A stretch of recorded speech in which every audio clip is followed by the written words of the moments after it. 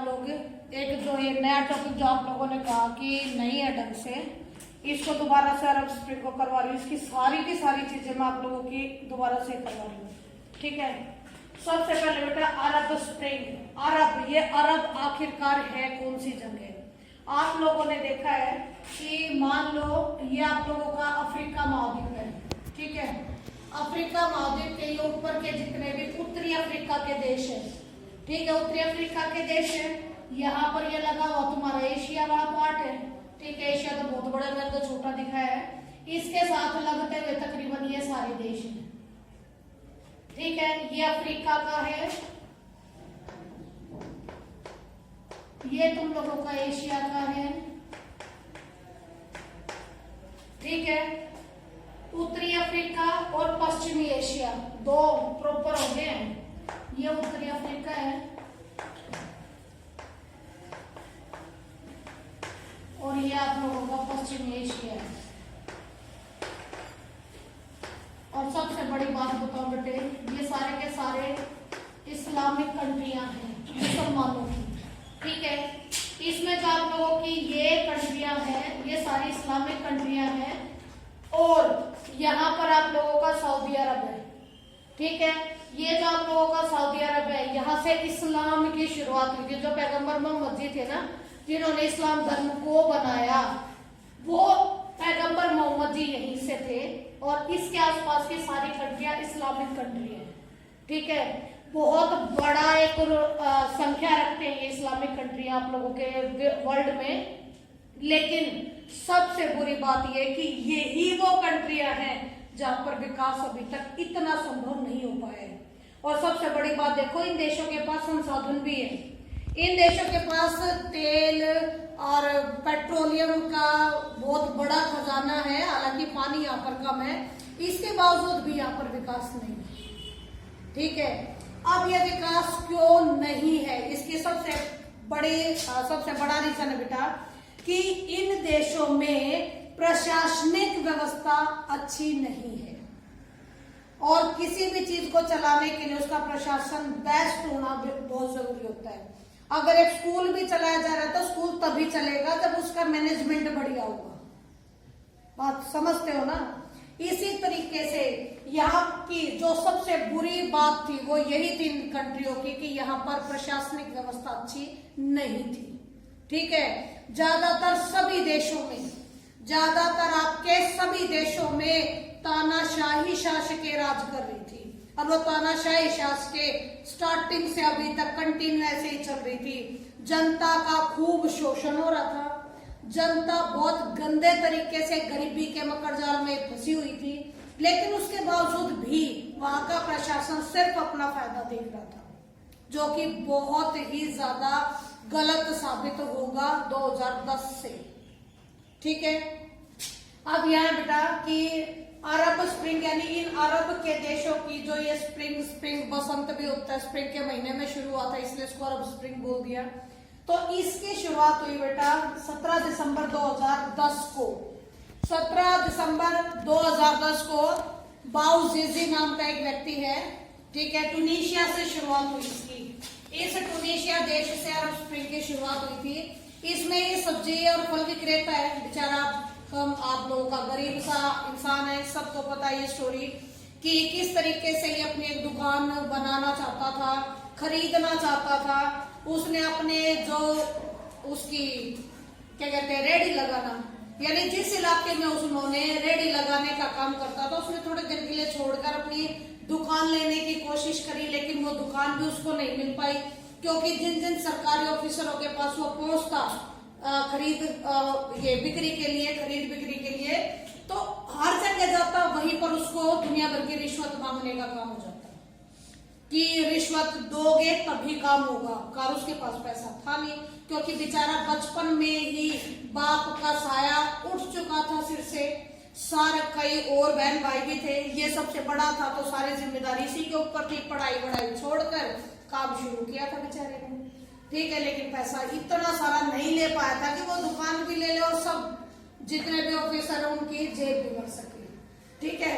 ऐसे में इसने दुकान का जो बनाया था एक बढ़िया सा प्लान वो कर दिया फ्लॉप, और इसने जाकर दोबारा से अपना ढेला लगाने की बात शुरू कर दी। लेकिन जहां खुद लगाया करता था वहां कोई और आके खड़ा हो गया, क्योंकि कई दिनों से ये वहां नहीं लगा रहा था, तो किसी दूसरे ने वो जगह बना ली। उसने उसको वहां से हट जाने के लिए कहा तो वो उल्टा उसी के सिर हो गया। ऐसे में पुलिस प्रशासन की हेल्प मांगनी चाहिए, तो पुलिस ने हेल्प करने की बजाय उल्टा बाबूजी जी को ही पीट दिया। ठीक है, जिसका विरोध करने के लिए इसने टाउन हॉल, जो कि वहां का सरकारी इमारत है, उसके सामने खुद को आग लगा दी। आत्मदाह बोलते हैं इसको, आत्मदाह करने की कोशिश की। ठीक है, और इस आत्मदाह के बाद उसको जाकर फटाफट 17 दिसंबर की घटना है ये, उसे हॉस्पिटल तक पहुंचाया गया।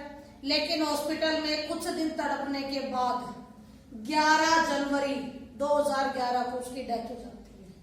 और इस टाइम पीरियड के बीच में उसके जो चचेरे भाई हैं, उसने सारी घटना की रिकॉर्डिंग कर ली थी, जो कि उसके आत्मदाह की चीजें बता रहा था, या फिर आप लोग की पुलिस के साथ जो उसकी हो रही थी कहा सुनी, उस सब को रिकॉर्ड किया और सोशल मीडिया पर डाल दिया। ये सोशल मीडिया इतना बड़ा प्लेटफॉर्म दे गया इस क्रांति को कि जितने भी मुस्लिम देश थे, खासकर जिनमें तानाशाही सरकारें चल रही थी, सभी के सभी खिलाफ खड़े हो गए अपने अपने प्रशासन के। सबको लगा कि आज एक बाबूजी जलाए, अगर यही चीजें चलती रही तो हम तो मरेंगे, हमारी आने वाली पीढ़ी भी ऐसे ही खत्म हो जाएगी। अब एक बदलाव की लहर की शुरुआत हुई। ठीक है, लोगों ने बढ़ चढ़कर अपने प्रशासन को खूब यानी धिक्कारा, उसका विरोध किया, जिसमें आप लोगों की विद्या हड़ताल करी, लोगों ने धरना प्रदर्शन किया, मार्च निकाले, रैलियां निकाली, ये सारी की सारी विधियां इस्तेमाल करी अपनी अपनी सरकारों का विरोध करने में। लेकिन बेटा, जो तानाशाही है वो बहुत क्रूर है, इसीलिए तो वहां पर गरीबी ने कभी अपना छोड़ा नहीं असर। ऐसे में खासकर टूनिशिया की स्टोरी से ही इसके आगे बढ़ाऊंगी मैं, कि यहाँ के जो राजा थे उन्होंने इन लोगों के विरोध को दबाने की कोशिश की, लोगों को खूब मारा। यानी पुलिस सीधा गोलियां चला रही है, भीड़ सामने से आ रही है, गोलियां चलाई जा रही है, लोग मर रहे हैं, यानी मानवाधिकारों की खूब धज्जियां उड़ रही हैं, लेकिन उनको रोकने वाला कोई नहीं था।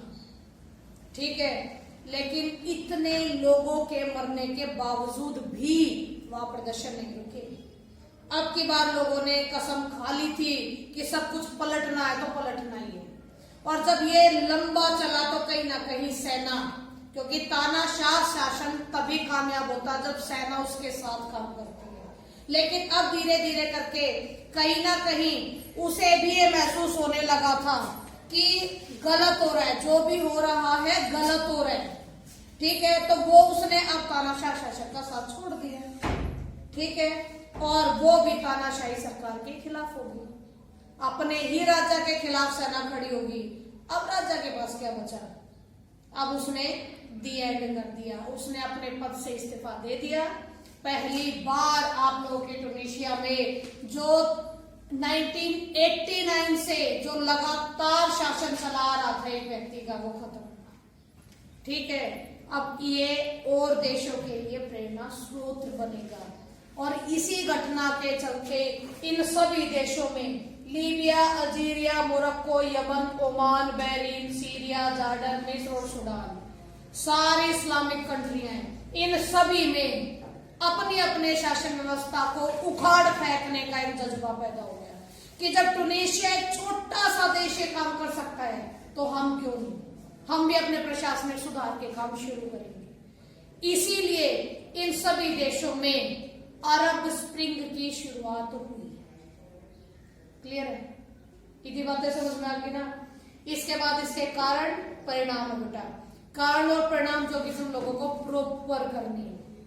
प्रॉपर मीन से एक एक चीज को ध्यान से सुनना, ध्यान से लिखना, क्योंकि नया टॉपिक है तो सिर्फ इतना ही पोर्शन आपके सिलेबस में। ठीक है, उसके रीजन क्या थे और उसके परिणाम क्या थे। ठीक है, हल्का फुल्का है कि अंतरराष्ट्रीय लेवल पर इसका क्या असर पड़ा। ओके, फिलहाल यहाँ इतना ही कंप्लीट कर रहे हैं। मानवाधिकारों का खूब उल्लंघन हुआ, लोग खूब मारे पीटे गए, जिसके कारण लोग अपने ही राष्ट्रपतियों के खिलाफ हो गए। ठीक है, इसके बाद बेटा साम्राज्यवादी प्रकृति क्या होते हैं? वो गरीबों को कंट्रोल करने की कोशिश करते हैं, कमजोरों को दबाने की कोशिश करते हैं। और यहाँ की जब सरकारें ये प्रवृत्ति को अपनाएंगी तो जनता कहाँ जाएगी? ठीक है, इसीलिए भी लोग अपने ही राजाओं के खिलाफ हो गए। बेरोजगारी हद से ज्यादा बढ़ती चली गई, क्योंकि रोजगार सिर्फ उसको मिलता जो मोटी मोटी रकम देता था। ठीक है, और जो मोटी मोटी रकम देगा भाई वो सबके बस की तो है नहीं। ठीक है, जिसके कारण बहुत बड़े लेवल पर बेरोजगारी तो गरीबी, जिससे आदमी कुछ टाइम पीरियड के लिए तो फिर भी जूझ ले, लेकिन जिसको ये पता है कि मेरा बाप गरीबी में मर गया, मैं गरीबी में मरूंगा, मेरा बेटा गरीबी में मरेगा, तो भाई आदमी के सब्र का बांध टूट जाता है। और यही क्रांति का कारण भी बना था। बदहाल अर्थव्यवस्था थी, क्योंकि जहां भ्रष्टाचार होता है वहां अर्थव्यवस्था कभी कामयाब नहीं होती है। नौकरशाही का हावी होना, हर जगह जहां पैर रखो दो रिश्वत, जो ये नौकरशाही अपने आप को सबका हेड मान के बैठ गए, तो भाई हालात खराब हर हाल में होने ही होने हैं। आम जनता कहाँ जाएगी, किसको कहेगी? ना राष्ट्रपति सुनने का, ना कोई मंत्री सुनने का, और ना कोई तुम लोगों के नौकरशाही में किसी भी अधिकारी के पास पहुंचो, कोई नहीं सुनता। अब क्या करेगी जनता? विरोध करने के अलावा उसके पास रह क्या गया? ठीक है, तो एक क्रांति का कारण बना। लोकतंत्र की लालसा सभी में उत्पन्न हो चुकी थी, क्योंकि इस तानाशाही से, इस भ्रष्टाचार से, इस नौकरशाही के शिकंजे से सब तंग आ चुके थे। ठीक है, सब चाहते थे कि डेमोक्रेसी कायम हो, हमारी भी सुनी जाए, प्रशासन में हम भी भागीदार बने। इसीलिए उन्होंने क्रांति का रास्ता ही सबसे बढ़िया समझा। ठीक है, अब इसके बाद आते बेटा परिणाम की। इस क्रांति के आखिरकार परिणाम क्या हुए? परिणाम में तानाशाही सरकारों का अंत हो गया, क्योंकि आप जब इतने बड़े लेवल पर मार पिटाई और ये सारी चीजें चल रही हैं और फिर भी जनता नहीं झुक रही है, तो लास्ट में तानाशाह को ही झुकना पड़ेगा। ठीक है, जैसे हमारे ट्यूनीशिया में हुआ था, जो 1989 से राष्ट्रपति कंटिन्यू बना रहा था, उसे खुद अपने पद से इस्तीफा देकर साइड में होना पड़ा था। तो तानाशाही सरकारों का अंत हुआ था। लेकिन बेटा ये बात बिल्कुल ध्यान रखने वाली है कि इन 12 देशों में एक जैसे परिणाम नहीं निकले थे। तो यहाँ तानाशाही सरकारों का अंत सभी में नहीं हुआ था। हाँ, लेकिन ये था कि सुधार की मांग शुरू हो चुकी थी, इसीलिए कुछ तानाशाही सरकारें खत्म हो चुकी थी। ठीक है, और कई जगह पर इन तानाशाही सरकारों की पकड़ भी कमजोर बन गई थी। ठीक है, उन्होंने अपने लोगों को थोड़े सुधार देने शुरू कर दिए थे ताकि हमारी राजनीतिक व्यवस्था बनी रही। ठीक है, तख्ता पलट होने लगा था बेटा विभिन्न इलाकों में सरकारों के खिलाफ। जब लोग सड़कों पर आगे मरने मारने को उतार हो गए, तो राजनीतिक व्यवस्थाएं बहुत सारे देशों की पलटा खा गई। अब ये पलटी क्यों? क्योंकि कहीं ना कहीं लगने लगा था आपके राष्ट्रपतियों को भी, तानाशाही सरकारों को भी, कि अब जनता कंट्रोल में नहीं आएगी। और उस जनता ने, जैसे ट्यूनीशिया और मिस्र में, दोनों में राजा का तख्ता, जो राष्ट्रपति हेड बने बैठे थे, उनका तख्ता पलट करके वहां पर डेमोक्रेसी लाने की कोशिश की। लेकिन बेटा ये इन अरब के देशों की बहुत बड़ी, वो कहते हैं ना कि वेदना है कि बेशक इतना बड़ा अरब स्प्रिंग चला, इतने देशों में फैला, इसके बावजूद भी ये डेमोक्रेसी को पूरी तरीके से कामयाब करने में सफल नहीं हुई। ठीक है, अरब स्प्रिंग एक असफल क्रांति के दौर में ही जानी जाती है, लेकिन यह है कि इसने इतने बड़े बदलाव का आगाज जरूर कर दिया था।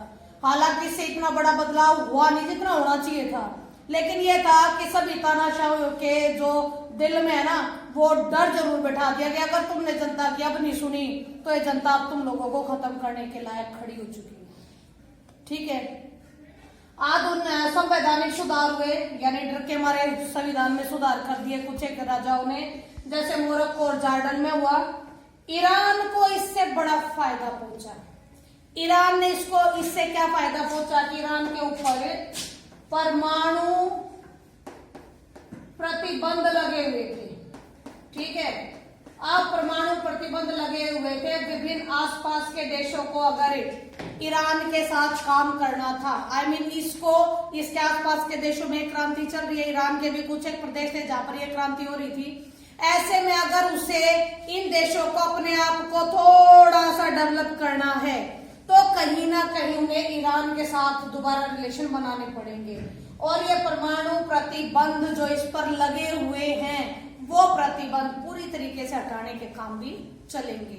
जैसे ईरान को फायदा हुआ, इसके ऊपर से बहुत सारे प्रतिबंध हटा दिए गए थे। ठीक है, इराकी विजेता से लगने लगे, यानी जो इराकी इलाके थे वो उन इलाकों के साथ अब अपनी अर्थव्यवस्था को जोड़ने लगे थे जिनमें बदलाव हुआ था। क्यों? क्योंकि आप लोगों की उत्तरी इराक में कुर्दिस्तान है, ये इलाका है बेटा, उत्तरी इराक में पड़ता है। इसके लोगों, इसमें ही आपके पास संसाधन सबसे ज्यादा है, यहीं पर आप लोगों के पास संसाधन ज्यादा हैं और इन्हीं संसाधनों के कारण अब इसने, ये उत्तरी जो इराक था उसने तुर्की के साथ आर्थिक रिलेशनशिप बना लिए। अब वो भी फ्री हो गया। क्यों? क्योंकि तुर्की में भी जो फेरबदल या प्रभाव पड़े इसके, वो अच्छे वाले प्रभाव थे, जिससे उत्तरी इराक और तुर्की ये दोनों आपस में खूब बढ़िया आर्थिक संबंधों में बंध गए। ठीक है, यहाँ के तेल संसाधन यहाँ से आसानी से बिकने लगे। विभिन्न इलाकों से आपातकाल को हटा दिया गया। जैसे अल्जीरिया में 19 साल से लगातार आपका आपातकाल इमरजेंसी लगी हुई थी। डर के मारे यहाँ से भी यहाँ के सम्राटों ने आपातकाल हटाकर वहां पर लोगों को सुधार दिए। प्रशासन में भी सुधार आया, क्योंकि मेन क्रांति तो प्रशासन के खिलाफ ही थी। विभिन्न देशों में इसमें प्रशासन में सुधार आया, जैसे कुवैत, लेबनान, ओमान और बहरीन। ठीक है, लेकिन इसके अलावा बेटा जो ये अरब स्प्रिंग है, ये कुछ एक देशों के लिए बड़ी घातक भी साबित हुई है। एक बताती हूँ, सीरिया, और दूसरा है तुम्हारा लीबिया। ये दो देश तो ऐसे हैं जिनमें आज तक विद्रोह थमा नहीं है। ये सीरिया खाली हो गया है, आतंकवादियों ने पूरी तरीके से कब्जा कर रखा है। ठीक है, क्यों? क्योंकि प्रशासन के खिलाफ शुरुआत हुई। अब प्रशासन को अपनी शासन व्यवस्था बचानी है, ऐसे में गलत लोगों का साथ जो वो पड़ा, उसने सीरिया को धीरे धीरे करके बिल्कुल खत्म कर दिया। ठीक है, ऐसे ही आप लोगों के लीबिया का भी बहुत बुरा हाल है। और इनका प्रभाव ये पड़ा बेटा कि ये संसाधनों वाले देश है, लेकिन आसपास के इलाकों में, जितने भी आसपास के इलाके हैं, सभी इलाकों को लेकर इनमें आर्थिक संधियां निर्मित हुई, आर्थिक कार्यक्रम शुरुआत हुए। हालांकि पूरी तरह सफल साबित नहीं हुई, कुछ सुधार भी मिले। ठीक है, तो बेटा ये अरब स्प्रिंग है, आ गया होगा आप लोगों को समझ। ये 11-12 देश है, सभी के सभी देशों में वाकई में सारी दिक्कतें थी।